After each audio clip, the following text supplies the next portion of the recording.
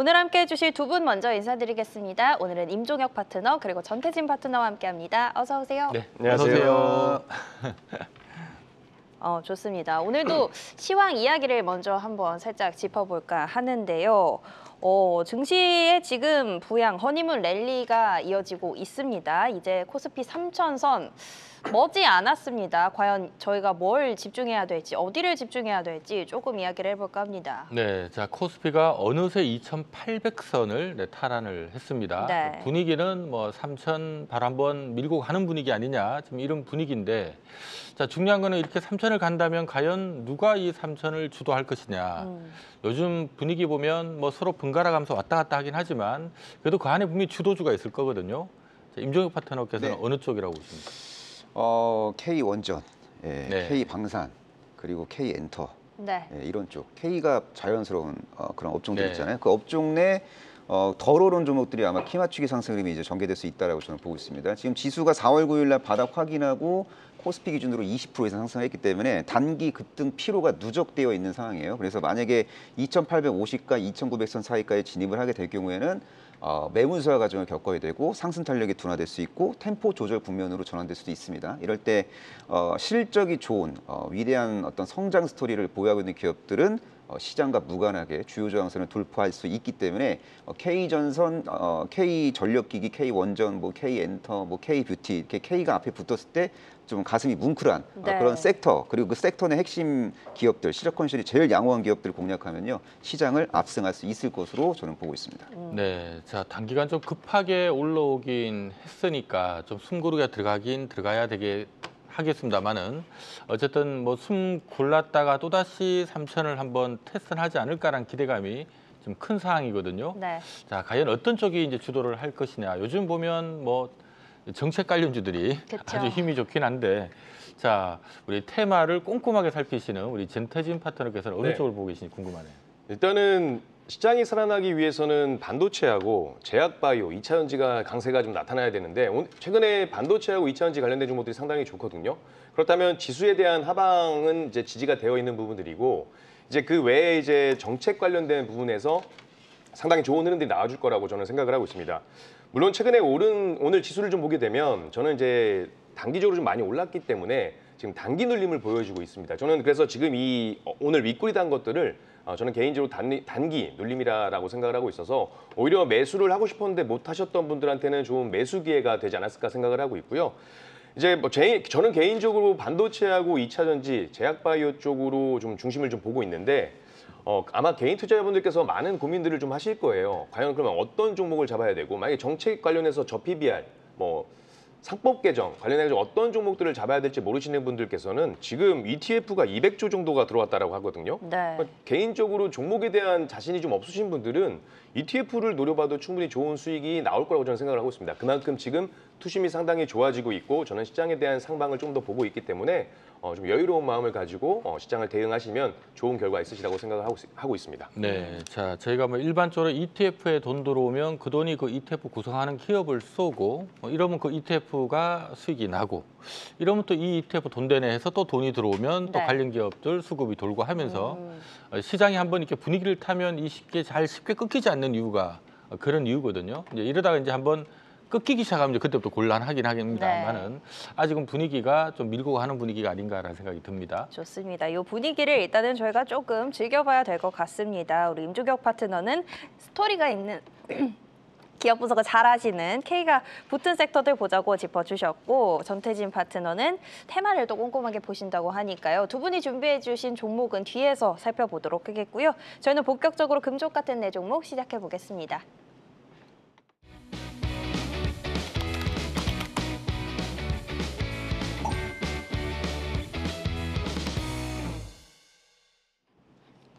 자, 오늘의 금쪽 같은 네 종목 상담 출발해 보겠습니다. 먼저 문자로 들어온 첫 번째 종목 확인해 보시죠. 첫 번째 종목 솔트룩스입니다. 매수가 4만 원이고요. 미래 먹거리인 AI 폭발적인 상승이 나올까요? 라고 질문을 주셨습니다. 네, 자 어제 오늘 AI 관련주들은 이제 정책 테마 수혜주로 거론되면서 어제 오늘 아주 힘이 지금 네. 좋습니다. 당장 좀 급하게 올라왔기 때문에 이걸 지금 차익 실현 기회로 봐야 되는 건지 아니면 더 가니까 냅둬야 되는 건지 아마 이 부분이 궁금할 것 같거든요. 우리 AI 전문가 한 분이 또 나와 계시지 않습니까? 전태진 파트너님. 네. 어떻습니까? 좀 차익 실현 기회로 볼까요? 아니면 그냥 가만 냅둘까요? 저는 홀딩 관점 말씀드리겠습니다. 이런들 네. 어떠하리, 저런들 어떠하리. 그러니까 폭발적인 상승인들 어떠하고 좀 천천히 올라가는들 어떠하리라고 저는 생각을 하는데 결국 이 AI, 인공지능이라는 시대는 어차피 지금 이 시대에 관철하고 있는 어떤 주요 포인트라고 보면 될 것 같고요. 이 AI라는 주요 포인트 말고 지금 이 정책적인 부분에 저는 상당히 좀 메리트가 있다라고 보여지고 있습니다. 결국 이재명 대통령이 지난 4일 오전 공식 취임식을 갖고 임기를 시작했고요.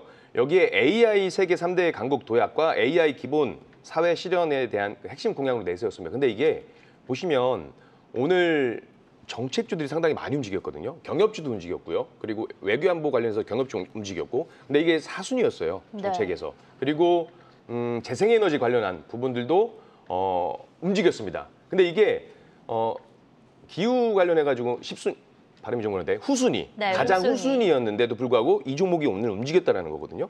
그러면 1순위 공약은 어떨 것 같으세요?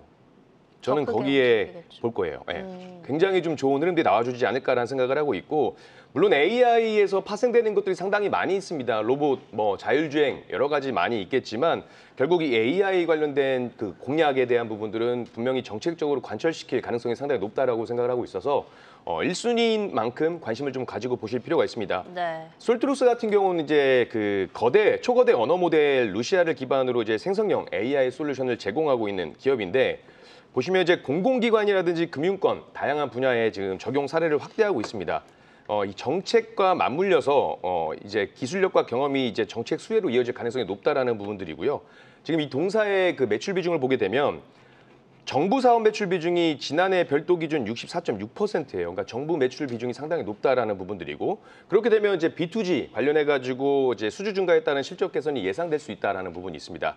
그래서 정책에 대한 모멘텀은 유효하다. 그러나 아까 말씀하신 것처럼 단기적으로 많이 오른 부분들이 있어요. 그리고 상장하고 나서 좀 쭉 보게 되면 한 49,000원에서 5만 원대 매물대가 좀 있는 부분들이 있습니다. 그래서 매물대를 소화하는지 여부를 좀 보셔야 될 것 같은데 저는 이 종목 자체를 그냥 단거리 선수로 보는 게 아니고요.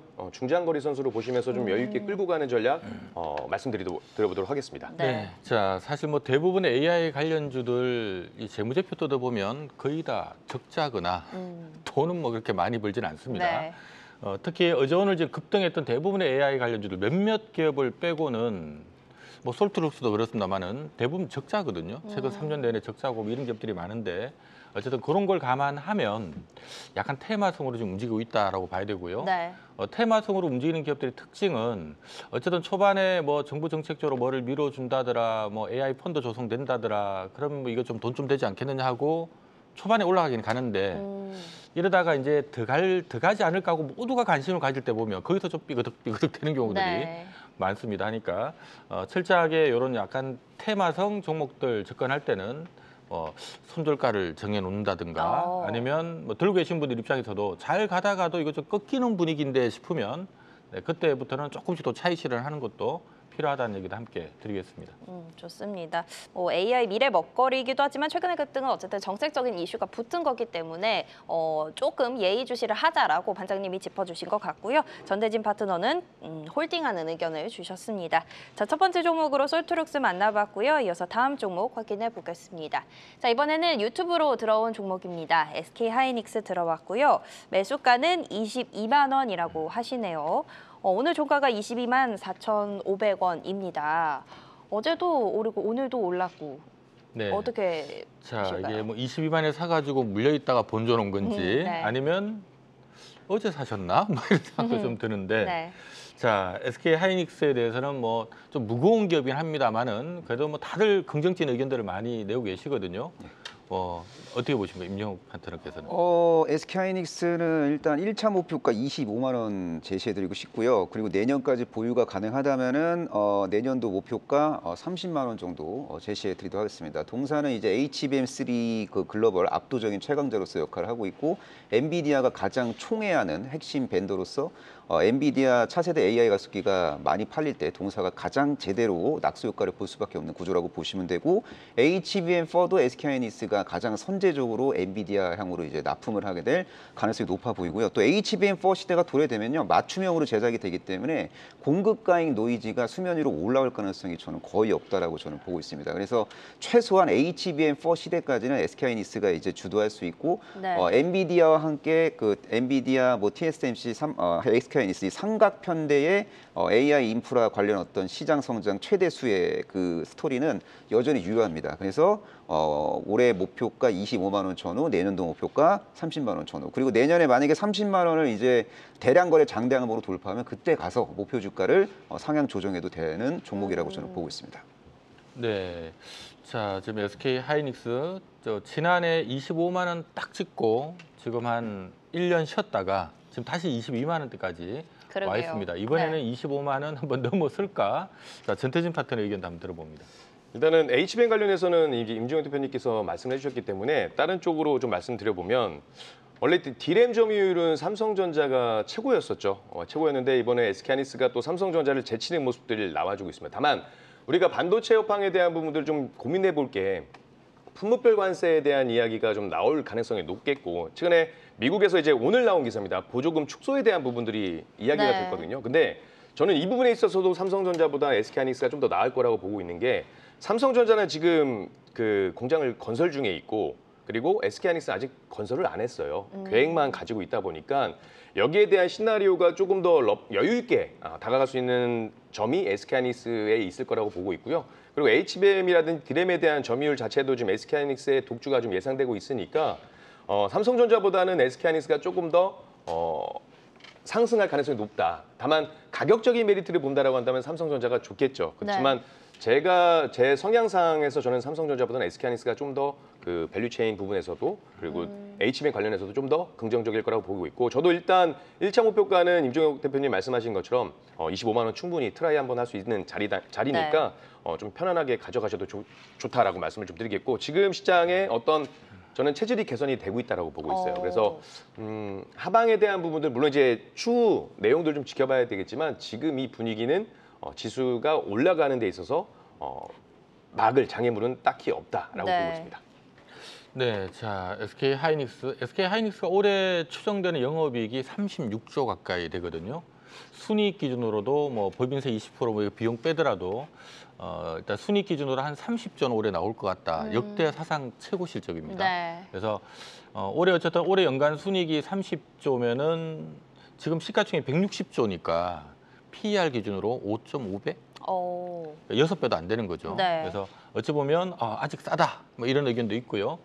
다만 이제 싼데도 불구하고 이게 항상 25만 원만 가면 이제 가다가 멈추는 네. 이유가 반도체가 보면 반도체 잘 팔릴 때는 이익이 폭발적으로 늘다가 또 약간 또 갑자기 수요가 줄면은 이익이 폭발적으로 줄거든요. 네. 그래서 예전에 SK 하이닉스 보면은 이익이 늘 때는 확 늘었다가 또 한 2, 3년 지나면 또 적자 나 있고 막 이런 경우들이 있다 보니까 업계에서는 이 반도체 쪽 흔히 말하는 이제 PER을 보통 버는 것 대비 10배 주는데 그럼 SK 하이닉스 30조 벌면 10배면 300조니까 네. 지금 160조면 여기서 지금 더블 나야 되거든요. 그쵸. 근데 못 가는 이유가 이렇게 또 돈 잘 벌다가 한 3, 4년 후에 갑자기 이익 주는 거 아니야? 요 우려 때문에 네. 보통 시장에서는 한 8배, 많이 줘도 한 8배. 그러니까 버는 것도 8배. 가면 30조 벌면 38, 24. 네. 한 240조 정도 주거든요. 240조면 그래도 거의 한 28만 원, 29만 원 정도 되니까 뭐 지금 가격권에서는 좀 버티시는 게 맞지 않나라는 생각이 드네요. 어쨌든 뭐 두 분이 짚어주신 가격도 25만 원, 반장님이 분석해주신 가격도 28만 원. 지금 손해 보실 거는 아니니까 어쨌든 잘 홀딩을 하시는 게 좋아 보입니다. 자, 이렇게 SK 하이닉스 만나봤고요. 이어서 다음 상담 또 확인해 보겠습니다. 자, 이번에는 문자로 들어온 종목입니다. LG전자 들어왔고요. 매수가가 14만 원입니다. 지금 추매할까요? 라고 문의를 주셨는데 오늘 종가가 7만 원대예요. 72,400원. 요거는 매수를 하신 지 좀 오래되신 것 같아요. 네, 자 모두의 눈물이 보이는 종목이죠. 네. 우리가 종목 차트 보면은 이제 이 종목 투자하셨던 분들은 많이 힘들겠구나라는 게 차트만 봐도 느껴지는데 네. LG전자가 가장 좀 그런 류의 종목이 아닌가 싶어요. 진짜 많은 분들이 야 이건 너무 싸다 얘기는 하는데 주가는 꼼짝을 안 해서 네. 자, 임종욱 파트너님, LG전자는 언제쯤 갈 수 있을까요? 내년도까지 보유해야 될 것 같은데요. 내년이나 내후년도에 매도 타이밍을 저울질하는 게 맞는 것 같습니다. 내년도 목표가 한 11만 원 제시하겠고요. 그리고 내후년도까지 만약에 보유가 가능하다, 2년 이상 보유가 가능하다고 하면은 저는 이 종목 17만 원 위에서도 매도할 수 있는 기회가 언젠가는 포착이 될 수 있는 종목이라고 보고 있습니다. 단기적으로 접근하기보다는 장기적으로 접근을 해야 되는 종목이라고 보고 있는데, 일단 동사가 이제 장기적으로 주가가 이제 주가 수준이 컨텀 점프를 하기 위해서는 전장 사업 부분이 이제 업황이 턴어라운드 해야 되는데, 전장 산업 업황이 의미 있게 턴어라운드 하기 위해서는 전기차가 많이 팔려야 됩니다. 근데 전기차 캐짐이 완벽하게 극복되는 시점이 저는 내후년 정도로 보고 있거든요. 그래서 네. 내후년도에는 전장 사업부 덕분에 주가가 유의미하게 상승을 하게 될 가능성이 높다라고 저는 보고 있고요. 그리고 또 이 종목이 또 로봇 사업도 이제 성장 엔진으로서 이제 만들기 위해서 적극적으로 투자를 하고 있고, 또 EV 전기차 충전기 비즈니스, 그리고 SDV 관련 어떤 사업도 이제 드라이브를 걸고 있는 상황이고, 또 국내외 데이터 센터향 칠러 매출액도 유의미하게 이제 증가할 수 있는 상황이고, 또 언젠가는 또 액친 냉각 기술을 이제 개발을 해서 상용화를 시키는 스토리도 2년 안에 이제 구체화될 수 있거든요. 그래서 네. 큰 그림은 아름답지만 이제 작은 그림이 좀 쉽지가 않습니다. 가까이서 보면은 비극적인 종목이지만 멀리서 보면은 낭만적인 종목이 될 수도 있다라고 저는 보고 있어요. 그래서 장기적으로 보는 게 맞다. 현재로서는 어쩔 수가 없다. 내년이나 내후년 고점에서 매도하는 게 현재 시점에서는 최선인 것 같다. 이렇게 정리하고 싶습니다. 네, 자, 휴대폰과 가전, 그다음에 자동차 전장 쪽을 하던 우리 LG전자, 일단 휴대폰 사업은 아이폰에 밀리고 갤럭시 네. 폰에 밀려서 접었죠. 가전 쪽은 사실 전 세계적으로 지금 성숙 단계에 들어와 있어서 매출은 일정하게 나오는데 이익이 막 크게 폭발적으로 느는 성장 산업은 아닌 것 같고, 거기다 또 자동차 전장에 좀 기대를 걸었는데 전기차가 안 팔려서 네. 그래서 지금 약간 모든 부분이 좀 막혀 있습니다. 주가는 싼데 크게 뭐 성장하려면 좀 시간 많이 걸리겠다라는 입장이 있다 보니까 주가가 못 올라오고 있어요. 그나마 싸다는 게 무기인 것 같은데, 자, 우리 전태현 파트너께서는 자, 언제쯤 올라갈 수 있을까요? 저도 이제 내년이나 돼야 좀 긍정적인 모멘텀이 나올 것 같고요. 가전은 LG긴 한데 보시면 아까 말씀하신 것처럼 여러 사업들을 하고 있는데 주가는 거기에 반응을 하지 않고 계속 밀려있던 부분들이 있거든요. 네. 근데 저는 개인적으로 이거를 뭐 굳이 이 비중에 대한 자금이 급하신 게 아니라고 한다면 끌고 가는 게 맞다라고 좀 말씀을 드리고 싶습니다. 일단은 단기적으로 보게 되면 지금 LG전자 저는 이 상법 개정안 관련해 가지고 최근에 인도 IPO 관련된 이슈가 좀 있는데, 이 부분을 좀 눈여겨 보셔야 되는 게, 이전에 그 LG화학하고 LG에너지솔루션이 분할되면서 관련된 뭐 지분 희석 가치라든지 이런 내용들이 노이즈가 좀 있었거든요. 근데 지금 이번에 인도 법인 상장 같은 경우도 모회사가 보유한 지분을 매각하는 방식으로 이제 추가 신규 자금이 자회사에 들어가는 게 아니고 모회사에 들어가게 돼요. 그래서 지금 이 정부가 새로 바뀌면서 상법 개정안에 대한 이야기가 나왔으니 네. 지금 이 LG전자가 받아놓은 자금을 가지고 과연 지분 이석에 대한 부분들, 주주 환원에 대한 부분들, 주주 가치에 대한 부분들을 어떻게 대응하는지를 좀 보셔야 될 것 같고요. 만약에 여기에서 주주에 대한 그 배려라든지 보완점이 없다라고 한다면 LG전자에 대한 매력도는 저는 크게 떨어질 거라고 봅니다. 일단은 전장 사업, 뭐 가전 사업을 떠나서 투자자의 어떤 신뢰를 좀 저버리는 듯한 느낌을 받지 않을까라는 제가 주주라면 네. 그런 생각이 좀 들기 때문에 그런 부분을 좀 보시면 될 것 같고요. 단기적으로는 77,000원까지는 한번 올라갈 것 같아요. 지금 워낙에 시장 분위기가 좋다 보니까. 근데 여유가 있으시면 끌고 가시겠지만 저는 개인적으로는 이 종목을 길게 끌고 가면서 스트레스 받느니 단돌이 쳐가지고 네. 오히려 대장주로 가보시는 게 좀 더 낫지 않을까 생각. 왜냐하면 지금 보니까 한 약 50% 정도 네, 되게 그쵸. 많이 떨어지시긴 했어요. 근데 예를 들어서 우리가 이 종목을 가지고 1,000만 원을 매수하셨다면 지금 500만 원이 되셨을 거예요. 근데 지금 이 종목을 가지고 있어도 500만 원이고, 그리고 대장주로 매수해도 500만 원 같을 겁니다. 그러니까 그렇게 생각하시면 좀 더 이 종목 체인지는 편하실 텐데, 네. 다만 이제 기회비용 면에서 빠르게 올라갈 수 있는 종목이 있다고 한다면 저는 그쪽으로도 한번 바꾸시는 게 좋지 않을까 하는 생각을 하고 있어서, 여유가 있으시면 끌고 가시되 그렇지 않은 자금이라고 하시면 대장주로 교체를 한번 해보자, 과감하게 좀 말씀드리도록 하겠습니다. 네. 네. 자, 사실 이 종목 바꾸는 게 참 쉽지가 않습니다. 막 지긋지긋해서 팔고 요즘 잘 가는 뭐 AI주 탁 내일 막 쫓아 샀더니만 지나보니까 계획이 또 네. 반토막 날 수도 있거든요. 하다 보니까 참 쉽지는 않은데, 아무튼 L전자는 지금 연매출 그래도 한 90조 정도 나오는 회사고요. 영업이익도 한 연에 한 3, 4조 정도, 순이익도 1년에 한 1조 5천억 내외 나오는 기업이라서 지금 시장에서는 PR 한 10배 정도 주는 것 같아요. 한 15조 원 정도. 15조면 주가를 한 사람 한 10만 원대거든요. 네. 그래서 증권사에서는 목표가 한 10만 원 정도는 제시를 하고 있으니까 분위기가 뭐 아주 길게 보는 게 아니라면 우선은 목표가 10만 원이면 보통 한 8, 9만 원에 걸립니다. 거기서는 먹을 게 적다 보니까 네. 그런 거 좀 감안하고 방향 잡으시면 좋을 것 같습니다. 아유, 매수가랑 멀어지신 상태인데도 일단 장기적으로 본다면은 뭐 끌고 갈 수 있겠지만 단기적으로는 77,000원 짚어주신 목표가도 뭐 8, 9만 원, 10만 원 언저리입니다. 조금 더 홀딩하셨다가 짚어주신 교체 매매 방법도 괜찮은 전략 같으니까 전략 세우는 데 도움 되셨으면 좋겠습니다. 자, 이렇게 LG전자 만나봤고요. 이어서 다음 상담 또 확인해 보겠습니다. 자, 이번에도 문자로 들어온 종목입니다. SM 들어왔고요. 매수가는 12만 원입니다. 비중이 꽤 있으시네요. 비중이 80%인데 얼마까지 봐야 할까요? 질문을 주셨습니다. 네, 자 우리 엔터 업계 종사하는 줄 알았던 우리 임종혁 파트너. 네.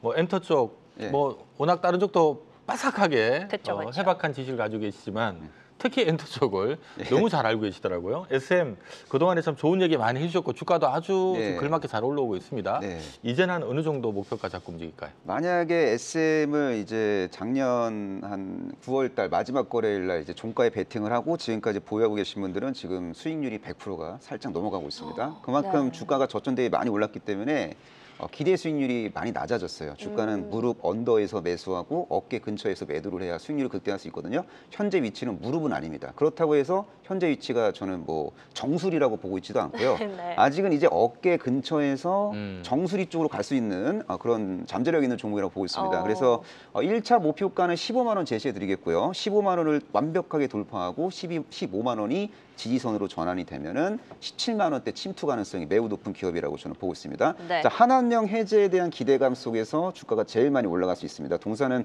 중국 내 네트워크가 경쟁사 대비 더욱더 막강하게 이제 보유가 된 상태고 또 NCT 드림의 중국 내 인기는 어마어마합니다.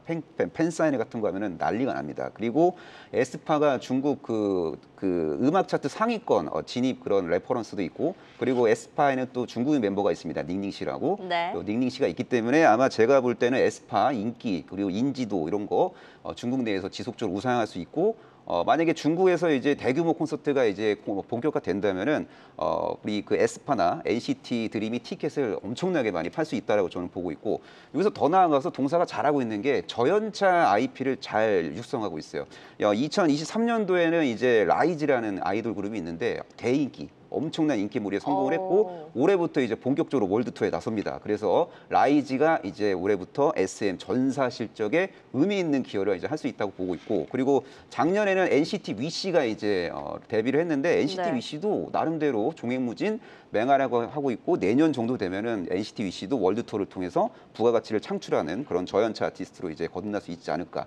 그리고 DOU 지분학들을 통해서 펀더멘털이 개선될 수 있고 돈을 못 버는 자회사 매각을 통해서 수익성이 개선될 수도 있고 그리고 네. 작년이랑 다르게 올해는 앨범 판매량이 역성장을 할 가능성이 제한적이고 그리고 중국과의 어떤 관계가 우호적으로 이제 전환되는 그런 초입에 있기 때문에 K엔터 핵심 종목 SM은 주가가 더 가도 이상할 게 없습니다. 오. 네. 자, 어쨌든 뭐 지난해 이후로 주가가 꾸역꾸역 지금 많이 올라와 있다 네. 보니까 이제 주가가 이전보다는 매력은 좀 떨어지긴 하지만 어쨌든 지금 아직 정수리는 아니고 어깨 근처, 뭐 어깨 약간 아래 네. 지금 그런 분위기로 지금 얘기를 주었습니다. 자, 우리 전태진 파트너께서는 얼마 정도 보시는지 궁금하네요. 저는 약간 쇄골 정도로 보고 있어가지고 한 16만 원 가지 않을까라는 생각을 하고 있고요. 개인적으로 이제 제가 SM 하면 HOT, SES 이후로 제가 이미 볼 수가 없었습니다. 지금 네. H.O.T. SES는 가요 프로를 볼 수가 없어요. 죄송해요. 이거는 우리 장희선 앵커는 잘 모르실 것 같은. 그쯤 태어난. 그렇죠. 네.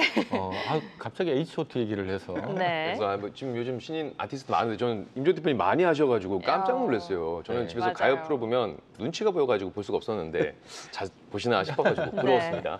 나 SM 같은 경우는 제가 중국계 자본에 대한 이야기를 좀 드려보도록 할게요. 하이브가 보유하고 있던 이 SM 엔터테인먼트 지분 9.7%를 이제 중국의 텐센트 뮤직 엔터테인먼트 그룹이 전부 이제 매각하면서 가져가면서 최근에 좀 이슈가 됐었습니다. 근데 저는 이게 단순하게 외국계 자본이 들어왔다에서 끝날 게 아니고요. 지금 텐센트 뮤직 같은 경우는 중국 최대 음악 스트리밍 기업으로서 결국에 한알령에 대한 기대감이 지금 SM이나 뭐 엔터주 관련된 종목들이 올라갔잖아요. 근데 만약에 한알령 해제가 실질적으로 일어나게 되면 아무래도 중국 기업의 그 자본이 들어가 있는 SM 같은 경우는 상당히 긍정적인 모멘텀으로 더 시너지 효과가 낼 수 있다라고 저는 생각을 하고 있습니다. 네. 2분기 이후에 엔터사들의 아티스트라든지 이런 컴백에 대한 부분들이 계속 기대가 되고 있는 상황에서 한알령 해제 기대감이 실질적으로 이루어지게 되면 과연 이 대형 4개 엔터사 중에 어떤 부분들이 중국에서 가장 큰 영향을 받을까라고 보면 동일한 조건이어도 아무래도 외국계 자본, 중국계 자본이 들어가 있는 SM 쪽으로 좀 더 긍정적인 부분이 나올 수 있지 않을까 생각을 하고 있고 여기에 네. 또 하나 말씀드리면 엔터도 정책 관련된 부분들이 좀 부각이 될 가능성이 높아요. 네. 지금 이재명 정부 들어서면서 그 K 컨텐츠 지원 강화를 통한 세계 5대 문화 강국을 지원하겠다, 실현하겠다 이런 이야기들이 나오고 있기 때문에 정책에 대한 부분들 그리고 중국 자본의 유입 이런 두 가지가 시너지 효과가 되면서 다만 좀 중장기적인 관점에서 보시는 게 좋지 않을까 이렇게 말씀드리겠습니다. 네, 자 저희가 사실 뭐 엔터주 하게 되면 인구 15억이 살고 있는 네. 중국 매출을 무시할 수가 없거든요.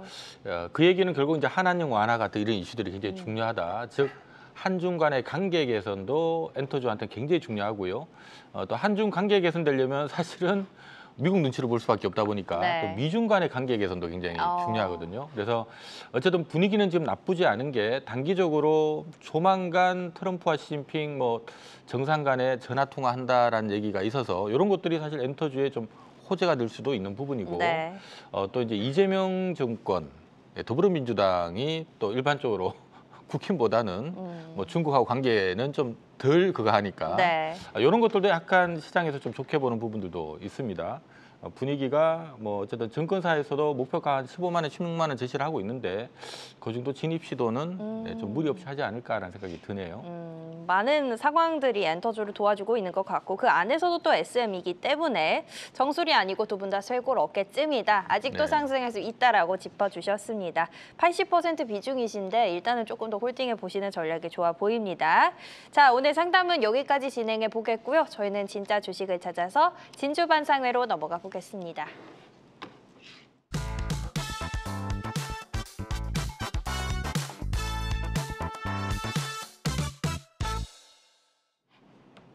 자, 오늘 두 분이 선정한 진짜 주식 확인해보는 시간입니다. 시장이 좋아지고 있다면 그 안에서 주목하시는 종목들 어떤 건지 살펴볼 텐데요. 먼저 단기 유망주입니다. 파죽지세로 달리는 코스피, 이 안에서 단기 유망주는 전대진 파트너는 SOS랩 가져오셨고요. 임종혁 파트너는 네이버 가져오셨습니다. 네, 자 네이버가 오래간만에 방송에 등장을 한 것 같습니다. 네. 자 오늘 뭐 카카오 흐름도 괜찮았던 것 같은데 자 네이버 선정한 이유 한번 들어볼까요? 이게 저는 생각을 했을 때 AI 소프트웨어에 가장 천문학적인 돈을 쏟아붓고 있고 앞으로도 쏟아부을 수 있는 기업은 단언컨대 네이버입니다. 근데 네이버보다 돈을 적게 쓰는 AI 소프트웨어 테마주들이 지금 승승장구하고 있습니다. 네. 그래서 이제 결과적으로 본질적으로 AI로 이제 돈을 벌 수 있는 네이버도 주가가 좀 단기적으로 상승을 하게 될 가능성이 높다라고 저는 보고 있고요. 동사가 이제 AI 기반 타겟팅 광고 사업을 이제 본격적으로 이제 전개를 할 것으로 보이고요. 또 초개인화된 AI 쇼핑 솔루션을 이제 선보임으로써 계속 이제 고도화시킴으로써 또 거기에서 또 성과가 나올 수도 있고 그리고 검색 편의를 아주 획기적으로 이제 높일 수 있는 AI 솔루션 고도화 프로젝트도 지금 정상적으로 가동이 되고 있고 한마디로 말해서 AI를 통해서 뭐 검색, 광고, 커머스 그 모델을 AI랑 이제 접목을 시키면서 AI 그쪽 분야의 AI 서비스를 녹이면서 성과를 낼 수 있는 기업이라고 볼 수 있습니다. 그래서 AI를 활용한 본업 성장 이슈가 존재하고 있음에도 불구하고 주가가 덜 오른 네이버가 단기적으로 좀 전도유망한 종목이 아닌가라고 저는 네. 보고 있습니다. 네, 자 어제 오늘 뭐 AI 관련주들 핫했다라는 그쵸. 말씀을 했는데요. 실상 수혜가 되는 네이버나 카카오는 꼼짝도 안 하고 있다가 어제는 흔히 말하는 뭐 조그마한 개별 테마 AI주들만 떴는데 네. 오늘은 그들도 떴지만 일단 네이버 카카오가 모처럼 고개를 들면서 마치 나도 AI인데 내가 진정한 AI인데 하면서 좀 뜨는 그런 분위기였던 것 같습니다.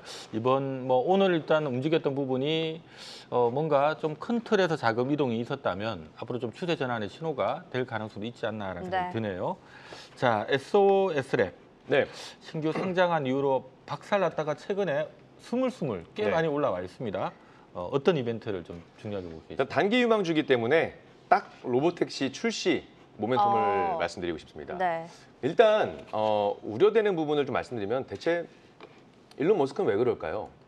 왜 굳이 트럼프 대통령과 대립각을 세우면서 그러게요. 자율주행 허가를 앞두고 있는 상황에서 왜 그런지 모르겠습니다. 뭐 보통 이제 공과사가 구분이 돼야 되겠지만 트럼프 대통령의 성격상 언제든지 해코지할 수 있다라고 저 개인적으로 생각을 하고 있기 때문에 이 부분이 좀 우려라고 생각을 하고 있는데 저는 AI라는 키워드가 지금 시대를 관통하고 있는 키워드라고 한다면 자율주행 봐야 된다라고 봐요. 중장기적으로도. 자, 여러분들 생각을 한번 해보세요.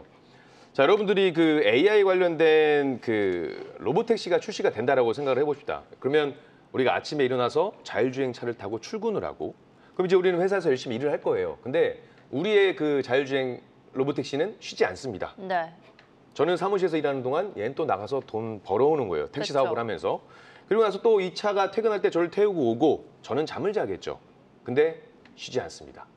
돈을 벌어올 수밖에 없는 구조예요. 이게 지금 일론 머스크 CEO가 생각하는 로보택시의 어떤 그 완성체인데 지금 이제 12일 날 로보택시 출시를 앞두고 있습니다. 그리고 단순히 이 자율주행에 대한 부분들만 뿐만이 아니고요. 지금 블룸버그 통신에서도 엔비디아도 이제 이 로보택시 사업에 진출했다라고 합니다. 물론 직접 차를 제작하는 것은 아니지만 소프트웨어 쪽으로 이제 시장을 진출을 하게 되면 그리고 결국 이 매출이 게임 산업의 매출을 곧 넘어설 것이다라고 보고 있어요. 네. 그래서 어쩔 수 없는 필연적인 그 시대로 가는 과정이라고 한다면 길게 보셔도 되는 과정이지만 저는 지금은 딱 단순하게 로보택시 출시 12일 기점을 보고 있고요. 아마 이제 내일 휴장이니까 네. 월, 화, 수, 목 4거래일밖에 없어요. 매수하고 움직일 수 있는 기간이 많지가 않습니다. 그래서 단기적으로 본다라고 한다면 이 로보택시 출시 모멘텀을 좀 활용해보자. 그런 의미에서 SOS랩을 가지고 와봤습니다. 좋습니다. 자, 오늘 주가는 어쨌든 좀 빠졌고요. 보통 장 좋을 때 빠지면 좀 힘이 없는데 어쨌든 그런 이벤트가 또 다음 주에 있다니까 참조하시면 좋을 것 같습니다. 좋습니다. 저는 한 가지 그럼 질문 드리고 싶은 게 요 단기적인 뭐 이벤트를 보시는 거면 그 전에 매수했다가 정리를 다시 해야 되는 건가요? 그렇죠. 세론으로 작용할 가능성이 있어서 저는 로보택시 출시를 기점으로 해서 수익 실현을 해야 된다고 생각을 하고 있습니다. 알겠습니다. 굉장히 확실한 모멘텀이지만 또 짧기 때문에 그거는 생각해 주시고 봐주셔야 될 것 같습니다. 단기 유망주 SOS랩 그리고 네이버 만나봤고요. 이어서 중장기 종목들도 확인해 보겠습니다. 자, 오늘의 중장기 유망주입니다. 상승장의 전망 속 이 종목 무조건 오른다. 전태진 파트너는 YC캠 가져오셨고요. 임종혁 파트너는 삼성전기를 가져오셨습니다. 네. 두 분 다 오늘 뭐 임종혁 파트너께서는 네이버에 이어서 삼성전기 어찌 보면 우리 방송 시청하신 분들이 누가 이 종목 얘기 좀 해줬으면 좋겠다 하는 종목들만 준비를 해오신 것 같습니다. 자, 삼성전기 과연 좀 살아날 만한 이유 좀 들어볼까요? 네, 삼성전기를 만약에 내년까지 보유한다고 가정한다면은 저는 20만 원 위에서 매도할 수 있는 기회가 포착이 될 것으로 보고 있습니다. 그렇게 되면은 50% 이상 수익을 추가할 수 있게 되는 거거든요. 그래서 동사는 일단 50% 전후 수익을 이제 목표로 하고 계시고요. 그 다음에 이제 20만 원을 완벽하게 돌파하고 20만 원이 이제 완벽한 지지선으로 이제 전환이 되면 그때 가서 목표 주가를 더 높게 상향 조정해도 되는 종목이라고 보고 있습니다. 자, 동사의 이제 성장 엔진, AI 서버용 MLCC 수요 지속적으로 우상할 수밖에 없고 자동차 전장형 MLCC 수요도 지속적으로 우상할 수밖에 없고 AI 서버형이나 전장형 MLCC는 중국 기업들이 침범하기가 어려운 분야이기 때문에 동사가 여기서 돈을 좀 많이 벌 수 있다라고 보고 있고 또 AI 서버용 그리고 자동차 전장형 FC BGA 사업도 성장판으로서 역할을 지속적으로 할 수 있고 여기서 더 나아가서 전장용 카메라 모듈 사업도 미래 스토리가 상당히 인상적인 기업이고 또 여기서 더 나아가서 소형 전고체 배터리를 아마 2026년에서 2027년 사이에 상용화를 시키는 그런 스토리를 보유하고 있기 때문에 아마 웨어러블 디바이스 시장 성장에 이제 수혜주로도 이제 분류가 될 수 있는 기업이고 또 유리기판 관련된 개발도 지금 순항 중에 있기 때문에 성장 엔진은 다양한데 주가가 그런 것들이 이제 반영이 안 된 상황입니다. 그래서 내년까지 보유한다면 50% 이상의 수익을 추구할 수 있는 기업이다라고 판단이 들어서 중장기 유망주로 선정해 봤습니다. 자, 정말 오래 쉬었다가 오늘 정말 모처럼 8% 가까이 급반등을 했습니다. 물론 지난 5월 달에도 한번 이렇게 급반등을 했다가 이제 가나보다 했더니만 계속 빠졌었거든요. 근데 다시금 또 시도를 하고 있는데 어쨌든 이번에는 좀 분위기 전환, 추세 전환의 신호가 됐으면 하는 바람이네요. 자, YC캠도 오늘 아주 셌거든요. 어느 정도 보십니까? 일단은 하반기까지 좀 봐도 되지 않을 만한 섹터가 유리기판이 아닐까. 몇 네. 가지 섹터들이 좀 있다라고 보는데 방금 말씀하신 것처럼 삼성전기가 5월 29일 날 그 본사에서 유리기판 관련 소재, 부품, 장비, 소부장 기업들하고 세미나를 개최를 했습니다. 그래서 유리기판 생태계 구축을 한다라고 이야기를 했고요. 삼성전기가 유리기판 그 제조를 준비 중이고 삼성전자는 차세대 반도체 생산인 이 유리기판을 도입할 계획을 세우고 있다는 겁니다. 그러면 결국 삼성전기와 삼성전자가 유리기판 쪽 사업을 진출하고 가시화하고 있다고 하는 부분이면 실질적으로 관련된 소부장 관련된 종목들은 하반기까지도 좀 지속해서 봐야 되지 않을까 생각을 하고 있습니다. 물론 단기적으로 급등락을 보였던 테마이기도 해요. 테마이기도 하지만 저는 좀 길게 산업적으로 길게 본다라고 한다면 조금 더 가져가서 보시면 좋을 것 같고요. 특히나 지금 동사 같은 경우는 이제 유리기판용 3대 핵심 소재 양산 체제를 본격화하면서 유리기판 제조에 필수적인 이 유리전사제, 코어제, 도전제 등 3대 핵심 소재에 대한 제품 개발을 완료했습니다. 그래서 올해 하반기 양산을 위한 생산 라인 구축에 착수할 계획이다라고 전해져 있습니다. 어찌됐거는 지금 뭐 화학 소재라든지 2차 전지 관련된 그 소재 부분도 좀 영위하고 있기 때문에 최근에 2차 전지가 좀 올라오게 되면 거기에 대한 부각도 나타나지 않을까라는 생각을 하고 있습니다. 그래서 YC캠 유리기판 쪽 섹터도 좀 관심 있게 보시면 좋지 않을까라고 생각을 하고 있고 그래서 이왕이면은 우리나라가 미국, 일본에 비해서 후발주자긴 하거든요. 그렇지만 이 후발주자 내에서도 핵심 소재 3개를 가지고 지금 그 소재 양산 임박한 YC캠을 보시는 게 맞지 않을까. 그리고 시총 자체도 좀 가볍다 보니까 네, 조금 네. 더 튈 수 있는 그런 장점도 있다 이렇게 말씀드리겠습니다. 네, 자 지난해 상장 이후로 뭐 3만 원, 3만 5천 원까지 달렸다가 결국 거기서 꼭대기 찍고 내려왔거든요. 최근에 다시 분위기는 좀 살아나고 있는데 지금 시총은 2,600억대. 뭐 큰 기업들하고 비교하면 좀 작지만 그래도 아직은 뭐 적자를 내고 있는 상태라서 어쨌든 좀 이 앞으로 향후 관련된 실적이 좀 나올 수 있는 그림이 있는가라는 부분을 좀 꼼꼼하게 보시면서 방향 네. 잡으시면 좋을 것 같습니다. 어쨌든 유리기판이 가야 하는 방향성은 맞는 것 같아 보입니다. 그 안에서 YC캠 짚어주셨고요. 삼성전기도 마찬가지로 유리기판뿐만 아니고 다양한 성장 엔진을 가지고 있다라고 짚어주셨습니다.